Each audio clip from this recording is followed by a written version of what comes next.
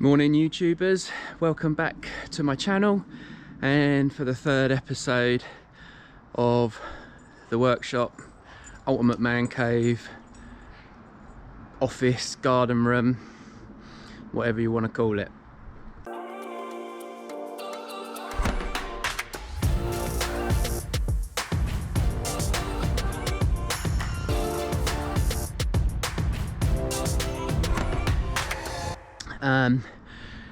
So in the last episode we finished all the noggins and the base for the shed, and today now we will be doing two things. I'm not sure whether I'm going to split them up into episodes yet, but going to do the DPC, which is the damp proof course, so wrapping some plastic around the sides and the bottom of the base so as to stop anything rotting the timber, and also preparing the base for the insulation, which just requires cutting some little bits of timber, but we'll get into that in a minute. Yeah, a lot to do. Let's get on with it. Okay, for the DPC, I've already laid a little section on each of the posts which you saw in the first video. Now that's going to stop any water transferring up from the ground to the timber in those places, but around the edge of the shed or the timber base, when it gets backfilled, there is a chance that, obviously, you know, because it's sunk in the ground, that the moisture will try and penetrate the wood that way. So I've bought this roll of black polythene.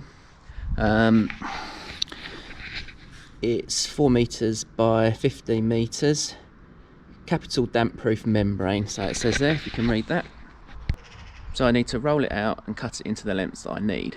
Now I'm not so worried about the front at this point because I think there'll be a path going in there, so I'm going to have to treat that differently.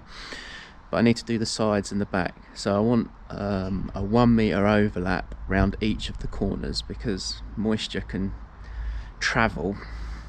So I want to make sure that there's a big overlap so that that doesn't happen. So the back's 9 meters, so I'm going to cut a piece 11 meters, so I get a meter each way around, and the sides are 3.5 meters, so I'll cut a bit 5.5 meters and wrap that around. Okay, let's get on with it.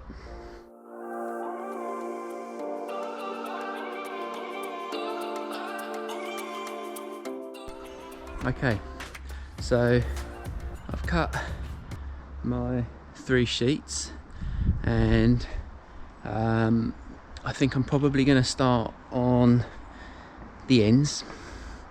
So if we come and have a look,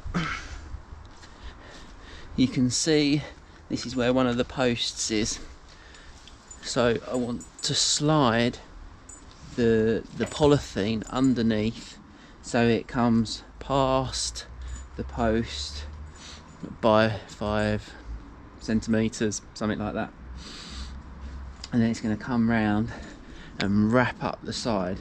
Now obviously, to start with, it's just going to be floating here, but once the base is finished and the walls come up, then I'll be able to fix the polythene kind of up here to the shed, and then any moisture that is in this area that wants to try and travel up will be able to come up a little bit, but it won't be able to penetrate into the wood. And then with the external structure, with the membrane that I'm using on there, then the whole shed will be basically protected from moisture from the ground. So I'm going to do the 2 ends first and then the back, so let's get into it.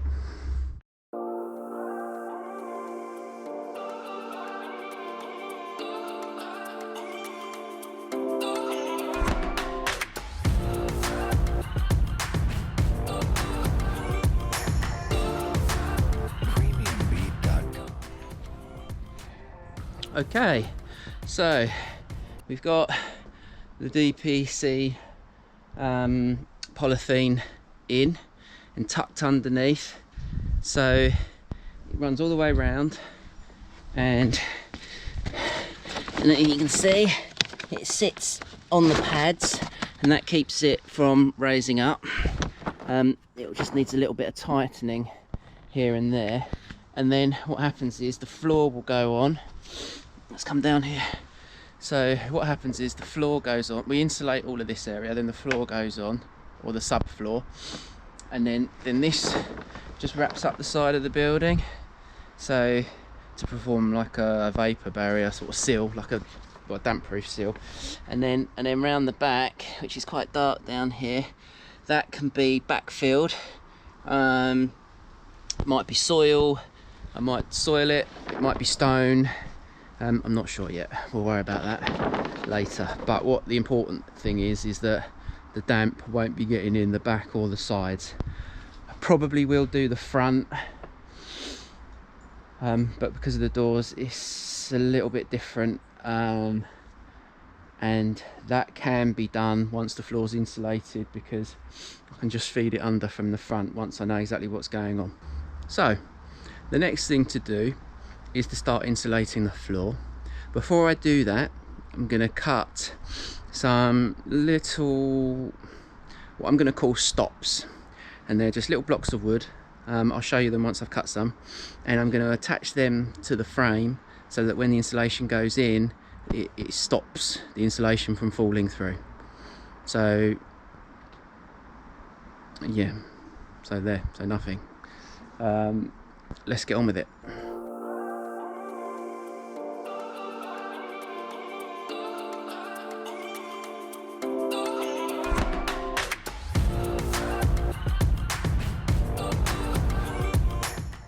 Okay, so here is my pile of 100mm rigid foam insulation. These sheets are Quintherm, but you can use Celotex, Kingspan. Basically, as long as it's 100mm, you'll be fine, and it will fit nicely in the 6-inch joists that we've got, or 150s I should say. Now when we put these in the floor, there's a couple of things to be mindful about. One is the height of them. I suppose we've got 150mm to play with, but we don't want them too low and we don't want them too high. We definitely don't want them sticking out. Now I've cut, just from the offcuts of the noggins and the floor, I've cut loads of these. Ideally you'd cut them along the grain, but I wouldn't have enough, so I've cut them across the grain. So what I'm going to need to do is drill 2 pilot holes in these, and then they're going to fix to the bottom of the joist like that. And then what that gives me is 100mm, just over 100mm, so 105mm space for the insulation. So I will put 4, so there'll be 1 here, 1 down there, 1 this side, and 1 this side, and then that will just hold the insulation in place when I put it in. Now cutting insulation is quite straightforward. You can use like an old saw or a pad saw, something like that.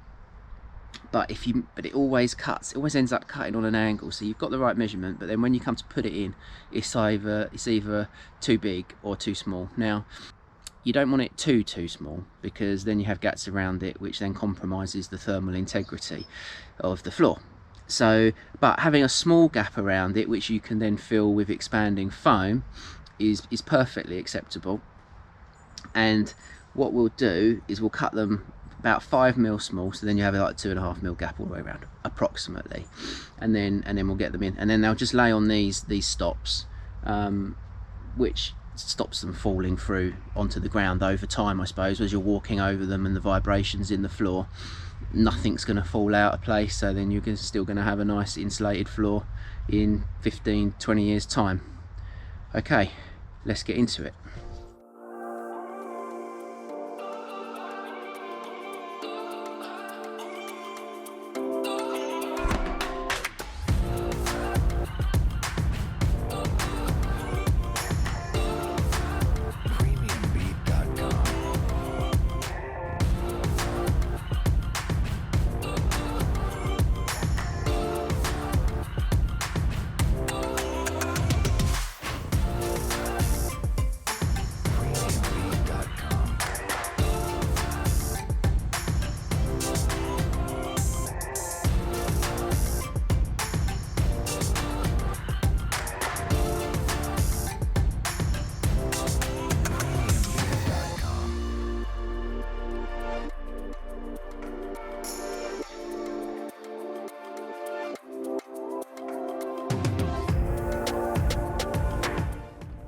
Well, that's all 246 stops made.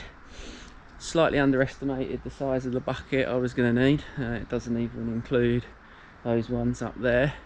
So now really it's just a case of cracking on, screwing them all in, ready for the insulation to go in. Let's get on it. Okay, so before I start, I'm going to put the stops in about 20mm from the corner, and I'm going to use, I've got a load of leftover 38mm drywall screws. Now there's 246 of these things, so that means there's like over 500 screws. You know, they're cheap, they're long enough, it's holding the insulation in, so there's no weight on them, so I'm pretty confident that these will be absolutely fine. I would take it fairly steady screwing into these, just because of, you know, if you're doing it like I am and cutting it off across the grain, then you know you can split these really easily. Obviously if I was doing it in a commercial setting, I'd use some batten or something like that pre-cut rather than doing it this way. But I'm trying to have as minimal waste as possible, and you know there's nothing wrong with doing it this way. You just got to be a little bit careful, and obviously it takes a bit longer because you're cutting all of these things by hand. Let's go.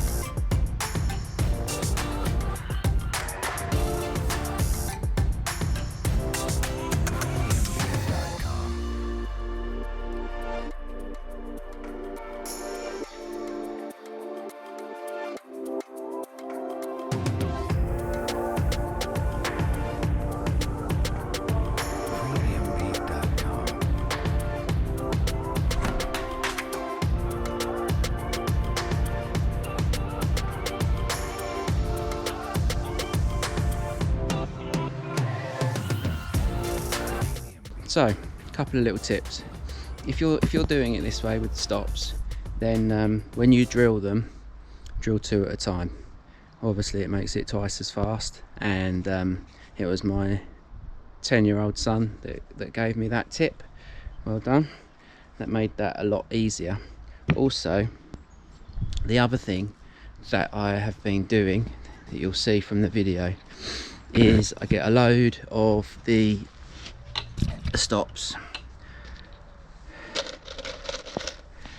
and I preload them with the screws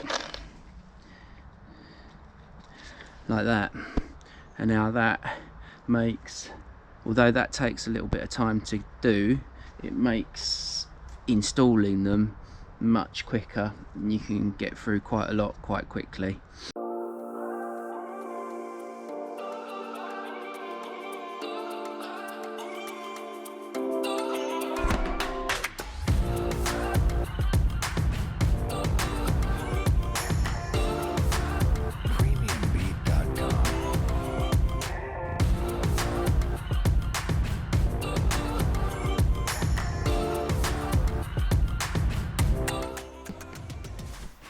Okay, so I've already started cutting the insulation, and it's probably one of the most straightforward jobs that you can do.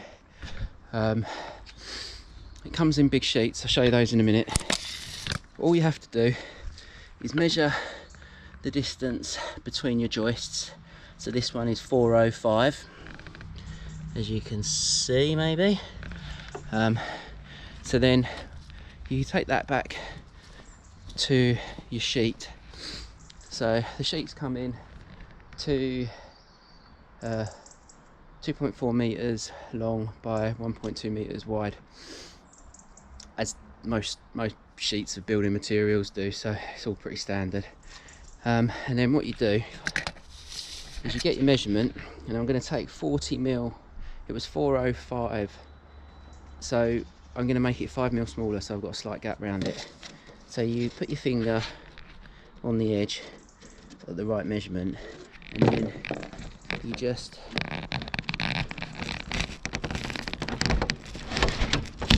push the end of your tape measure in, and that gives you your mark.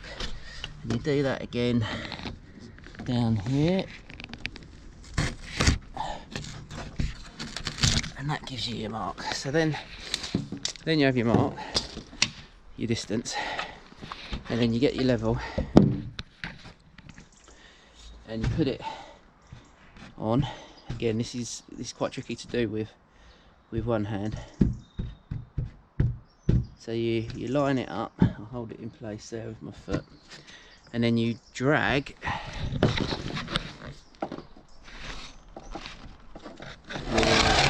I'm using a blunt screw chisel, and drag that down,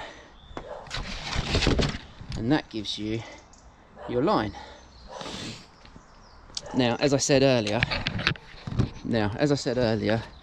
your saw wants to be like a blunt wood saw or something like that, because this will ruin it anyway.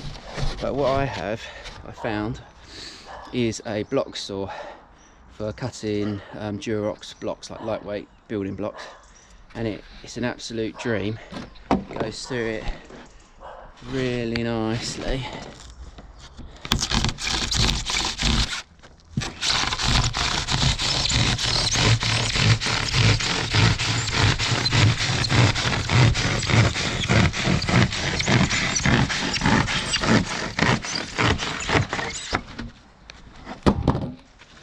Like that. Now, actually, I would use that saw over a hand saw now any day. It makes cutting this stuff way easier. I think it's because of the big teeth. So once you've cut your section of insulation, you can bring it over, and in theory it should just drop into place like that, and then all that's left to do is just trim this leading edge so it drops down onto the stoppers. So I'm going to do that now.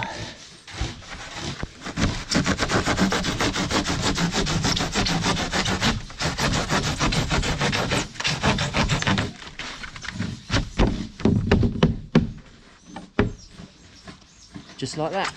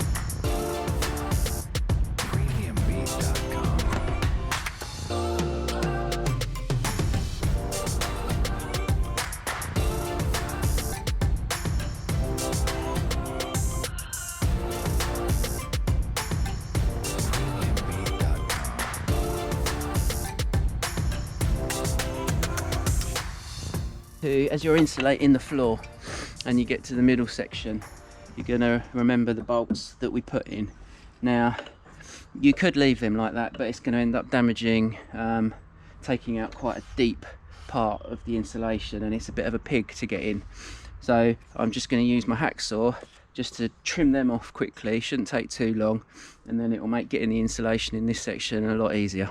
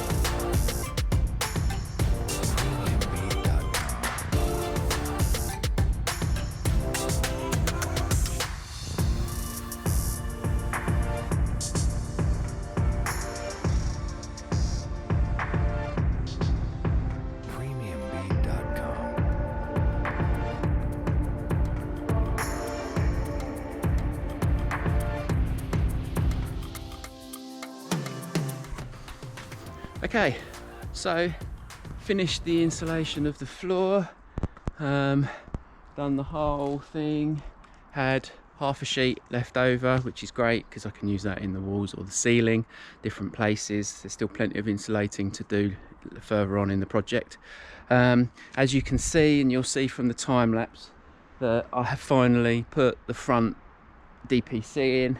I realised as I was going along that as I was putting the insulation in, it was becoming increasingly difficult to find the pads to lay the DPC on. So I've just shoved it in, and the detail around the door will be a bit fiddly because of the folds and what's there, but that's nothing that we can't get around later on. Really happy with how it's gone. Had a bit of help with this as well, which has been great. And the next stage, which will be in the next video, will be laying the subfloor, which is just 12mm ply. I'm thinking about doing some design videos to go alongside these, because a lot of the work that I do is in 3D modeling software called SketchUp, and it's that helps me work out all the measurements, where things have got to go, how much of everything that I need to order. Like so far I've had 2 lengths of 6x2 and half a sheet of insulation. Now the 6x2s will go in the ceiling, so that's not a waste, and the insulation will get used elsewhere, so it really does help cut down on waste. If you'd like to see those, let me know, and I'll start doing those so that you can start designing and building your own man cave, shed, office, garden room, and then you'll know what you're building and how to put it all together.